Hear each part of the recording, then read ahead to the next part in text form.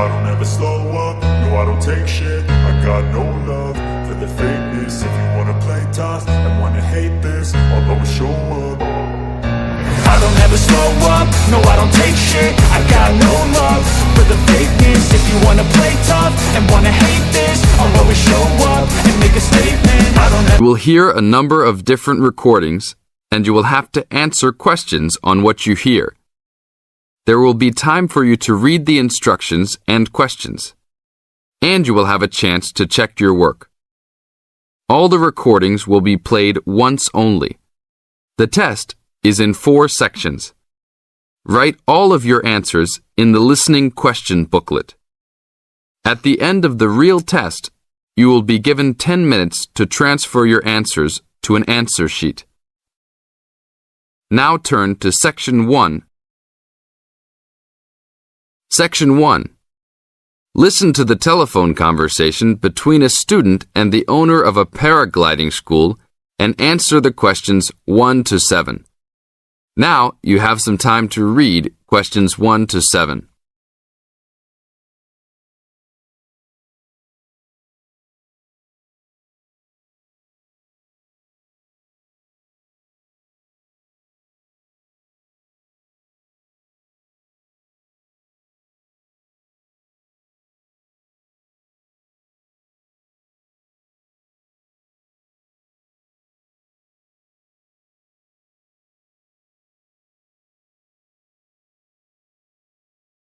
Now listen carefully and answer questions 1 to 7. Hello, Paraglider's Paradise. How can I help you? Oh, hi. I'm interested in doing a course in paragliding. Which course are you interested in? Well, I'm not sure. What's available? We've got the introductory course, which lasts for 2 days. Okay. Or there's the 4-day beginner's course. There's also the elementary pilot course, which takes 5 to 6 days depending on conditions. We might try the beginner's course. What sort of prices are we looking at? The introductory is $190. The beginner's course, which is what you'd probably be looking at, is $320. No, sorry, $330. It's just gone up. And the pilot course is $430. Right. And you also have to become a member of our club so that you're insured. That'll cost you $12 a day. Everyone has to take out insurance, you see. Does that cover me if I break a leg? No, I'm afraid not. It's only third party and covers you against damage to other people or their belongings, but not theft or injury. You would need to take out your own personal accident insurance. I see. And what's the best way to get to your place? By public transport, or could we come by bike? We're pretty keen cyclists. It's difficult by public transport, although there is a bus from Newcastle. Most people get here by car, though, because we're a little off the beaten track. But you could ride here, okay? I'll send you a map. Just let me take down a few details. What's your name? Maria Gentle. And your address, Maria? Well, I'm a student staying with a family in Newcastle. So it's care of... Care of Mr. and Mrs. MacDonald. Like the hamburgers? Yes, exactly. MacDonald. The post office box address is probably best. It's P.O. Box 2492, Newcastle. Is there a fax number there? Because I could fax you the information. Yes, actually there is. It's 0249. That is for Newcastle. And then 760412. Okay.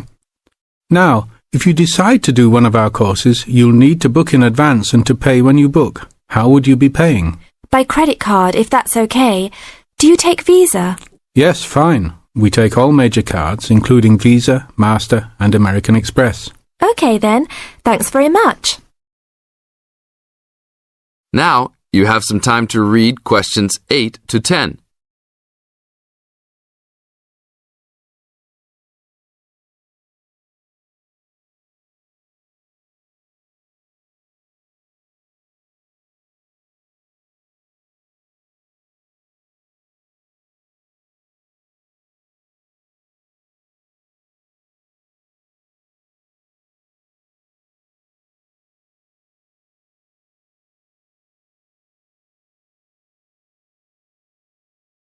As the conversation continues, answer questions 8 to 10. Hi, Pauline. Hi, Maria. What's that you're reading? Just some information from a paragliding school. It looks really good fun. Do you fancy a go at paragliding? Sure. Do you have to buy lots of equipment and stuff? Not really. The school provides the equipment, but we'd have to take a few things along. Such as? Well, it says here, clothes, wear stout boots, so no sneakers or sandals, I suppose, and clothes suitable for an active day in the hills, preferably a long-sleeve t-shirt. That's probably in case you land in the stinging nettles. It also says we should bring a packed lunch. We do not recommend soft drinks or flasks of coffee. Water is really the best thing to drink. We'd also need to bring suntan lotion and something to protect your head from the sun. Okay, that sounds reasonable. And where would we stay? Well, look, they seem to operate a campsite too, because it says here that it's only $10 a day to pitch a tent. That'd be fine, wouldn't it? And that way we'd save quite a bit because even a cheap hotel would cost money. Or perhaps we could stay in a bed and breakfast nearby. It gives a couple of names here we could ring. I think I might prefer that. Hotels and youth hostels would all be miles away from the farm, and I don't fancy a caravan. No, I agree. But let's take a tent and pray for good weather. Okay, let's do it. What about next weekend? No, I can't. I'm going on a geography field trip. And then it's the weekend before exams, and I really need to study. Okay then. Let's make it the one after the exams. Fine. We'll need a break by then. Can you ring and... This is the end of Section 1. You now have half a minute to check your answers.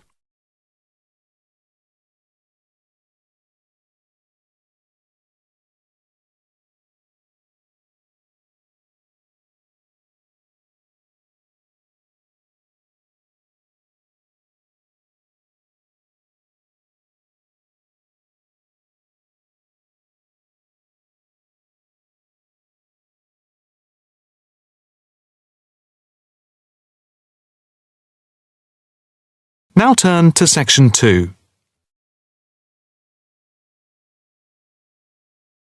Section 2. You will hear a talk on the radio about grass roofs. First, you have some time to look at questions 11 to 13.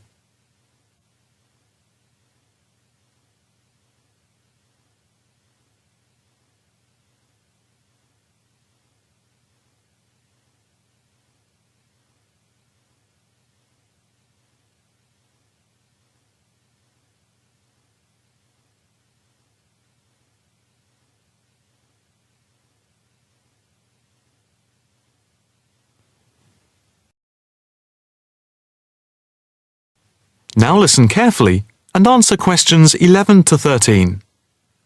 And now it's straight into the Eco Hotspot for today's programme. We are in fact going to look at an intriguing trend in recent years in the world of eco-friendly developments. There has been a constant stream of new green products coming onto the market for the environmentally conscious. A new departure, which I feel needs greater attention drawn to it, is the increasing interest in grass roofs. Environmentalists sing the praises of grass roofs as interest in sustainable ecological building has led to the greening of the rooftops of residential and commercial buildings around the world. And what does this type of roof consist of? Instead of tiles, which allow water to run off and create flash flooding, the roof has a waterproof underlay, which is laid over the roof deck. This waterproof layer is then covered with layers for insulation and drainage. Then, on top of the insulation and drainage layer, is added a final layer of soil or crushed stones for the plants and/or grass to grow on. The roof can be planted with wildflowers to add colour and life to your rooftop. Before you hear the rest of the talk, you have some time to look at questions 14 to 20.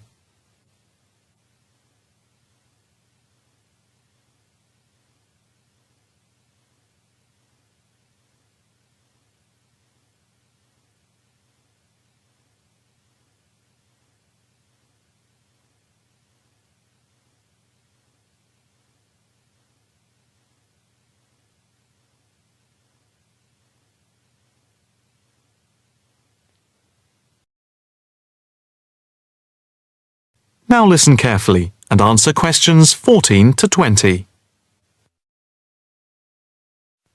As for the benefits of grass roofs, in spring and in summer they are very pretty, as flowers spring into bloom. Moreover, in summer, grass roofs are of particular benefit in cities, because they keep any building cool by reflecting the sun's rays. In winter, the grass roofs insulate the building, helping to prevent heat loss. The roofs require little maintenance and are better than any other roofing material. They encourage biodiversity by attracting bees and birds, and they absorb water runoff, which helps prevent flash flooding. In fact, the gravel layer retains 71% of the rainwater that falls, thus helping to prevent flash flooding. In winter, the brown soil is a bit more evident, which can look unattractive if the roofs are not tended carefully. But that is a price worth paying, and I would say that they come highly recommended by those who have them. If you compare grass roofs with tiles, the latter do certainly look very tidy, but at a price to the future of the planet. The main drawbacks of tiles, though, are the water runoff and the absorption of heat from the sun's rays in summer.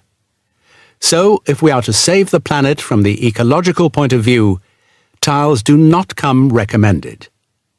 The only roof that I can think of which has similar ecological credentials to the grass roof is the thatched roof. Thatched roofs are good insulators and very attractive, but very pricey and not ideal for cities. How can we make more of our roofs green? That is, how can people be persuaded to install grass roofs? The World Green Roof Conference in Australia was a very good start. At a grassroots level, the best way to raise the profile of grass roofs is to make them trendy by highlighting them in fashionable magazines, so that people begin to feel that they cannot do without them. But the idea I like best is holding competitions for the best designed grass roofs. Next week, Eco Hotspot is going to look at... That is the end of section 2. You now have half a minute to check your answers.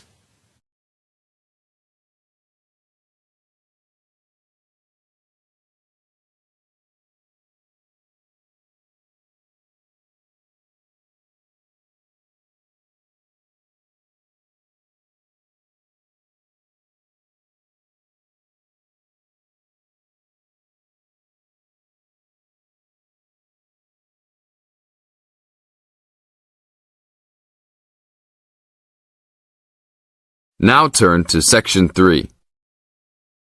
Section 3. You are going to hear a conversation between Bill and the counselor. You now have some time to look at questions 21 to 25.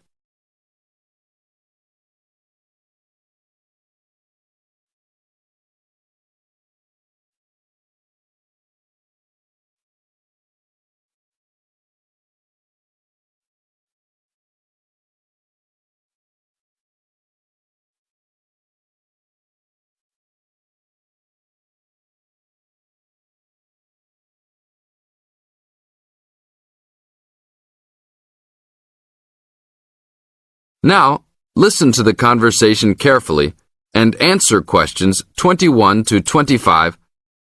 Hello, Bill. What can I help you with? Well, I was talking with a friend of mine who's doing a medical course, and he said that before I start taking sleeping pills, I should see you. I see.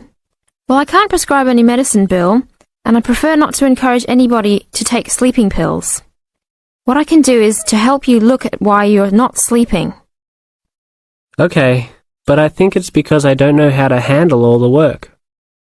I found that new students find college very different to school.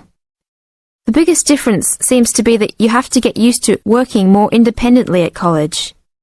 And this can be difficult to pick up straight away. You can feel that you're not quite in control of it all. That's right. I mean, with only a few lectures and tutorials each week, it looks like an easy workload. But then you suddenly realize that there are assignments, tests, and exams. I know I'm not the only one, I really prefer to work quietly in the library where the resources are, but its hours just don't suit my work and sleep habits. Yes. Having a lot of time to manage and having to arrange to get everything done and still have time left over to relax and feel refreshed usually needs careful planning. Yeah, that's right. I know. But it's hard to get started. My medical mate said you can help with getting organised, and I sure need it. Okay then. I need to get a few details about your timetable and any other commitments. You can put them all down on this form if you like. Now you have some time to look at questions 26 to 30.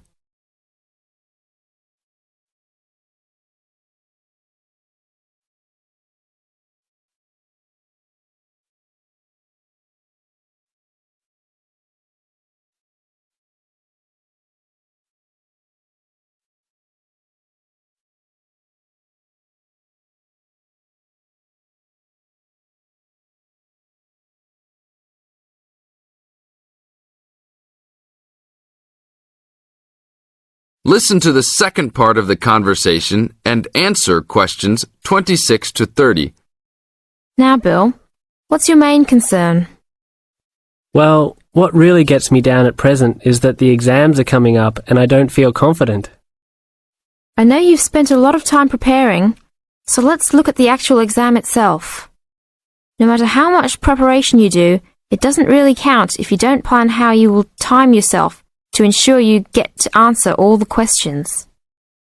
Usually there will be some guide on the exam paper that will tell you the relative importance of each question, its contribution to your total mark. I see. So if I feel organised at the start, I can be more confident. Exactly. So once you've worked out an overall plan, and this can be done quickly, you need to make sure you know what each question is asking you to do. As a marker, I know what answers I expect to a question. Then you need to address the question, not just write down what you know and hope the marker will appreciate the hard study you've done.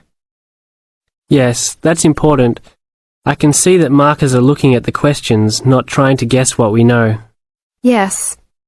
And the third point to keep in mind is that even if you know the topic well, you should leave time to go back and check your work for content. There may be an important point you have missed, or not explained as much as you wanted to. And at the same time, you can look for errors, including any obvious ones in grammar. Okay, thanks. It's really simple in many ways, isn't it? This is the end of section 3. You now have half a minute to check your answers.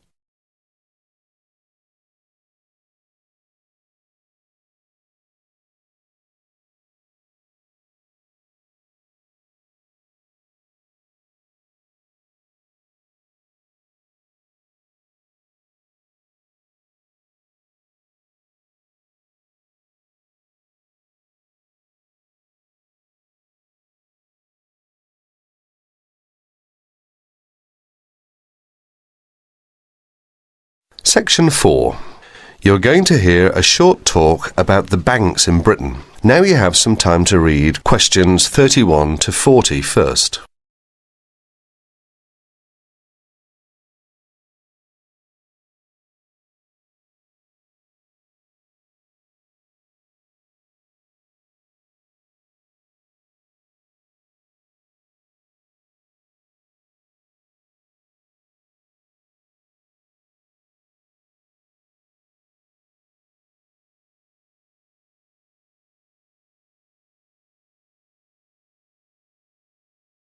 Now listen carefully and answer questions 31 to 40. Good afternoon, everyone. Thanks for turning up today to this short talk I'm going to give on student banking. Many of you are unfamiliar with the way banks work in this country, and today's talk should give you a few starting points. Well, as you probably know, you'll need to open a bank account while you're here. The safest place to keep your money is in a bank. Choose one that is near where you study. All the major banks in Britain offer special facilities for students, and we'll be only too happy to explain how to open an account. The most useful type of account is a current account. You can pay in money received in any form and then draw it out when you need it by using your checkbook. Writing out checks in their name can make payments to other people. If you want to draw out cash for yourself, make the cheque payable in your own name or to cash. A cheque crossed with two parallel lines is even safer, as it must be paid into a bank account. Payment by cross cheque has the added advantage that when the person to whom you have given the cheque presents it at a bank, it will eventually come back to your bank and provide proof of payment. Most people now ask their bank to supply only ready crossed cheques. Most banks don't make charges if you keep more than a certain amount of money in your account. However, you shouldn't overdraw on your account, withdraw more money than you have in, without the bank's permission. If you borrow money from the bank, there will be an interest charge. You will also have to pay a small charge to convert foreign currency paid into your bank into sterling. If you have more money than you need for month-to-month expenses, it is a good idea to open a deposit account for some of it, where it can earn interest. This interest is taxable, but if your bank knows that you are not normally resident in Britain, then you do not pay tax on it. You can't pay by cheque on a deposit account, and to withdraw money, you should give the bank 7 days' notice, or you'll lose 7 days' interest. When you have established yourself as a satisfactory customer with the bank, they can issue you with a cheque card. This is really an identity card, which guarantees that correctly written cheques up to the value of £50 will be honoured by the bank. A cheque card can be very useful, as many shops and enterprises, particularly in London and the cities, will not accept a cheque unless a cheque guarantee card backs it. You can also use it with your chequebook to draw up to £50 cash from almost any bank in Britain. If you also ask for a Euro cheque card, this can be used in the same way to draw cash from most banks in Europe. Many banks provide dispensing machines, generally set in the wall of a bank outside, where you can draw cash when the bank is crowded or closed. Provided you are a satisfactory customer, the bank can issue you with a cash card, which allows you to draw up to £100 a day. That is the end of section 4. You will have half a minute to check your answers. I don't ever slow up, no I don't take shit. I got no love for the fakeness. If you wanna play tough and wanna hate this, I'll always show up. I don't ever slow up, no I don't take shit. I got no love for the fakeness. If you wanna play tough and wanna hate this, I'll always show up and make a statement. I don't ever slow up, no I don't take shit. I got no love for the fakeness. If you wanna play tough and wanna hate this, I'll always show up and make a statement. Everything I do so instinctive and so passionate. Every word I move so descriptive like an adjective. I got a vendetta against people who patented being negative when you should be getting after it.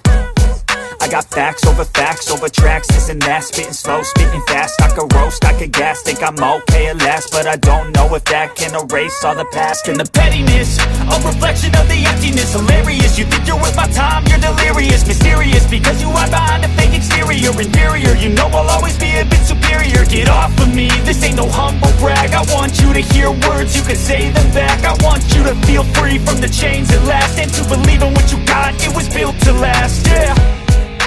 Now that I've been put through hell, I never got anyone's help. I had to do it all myself.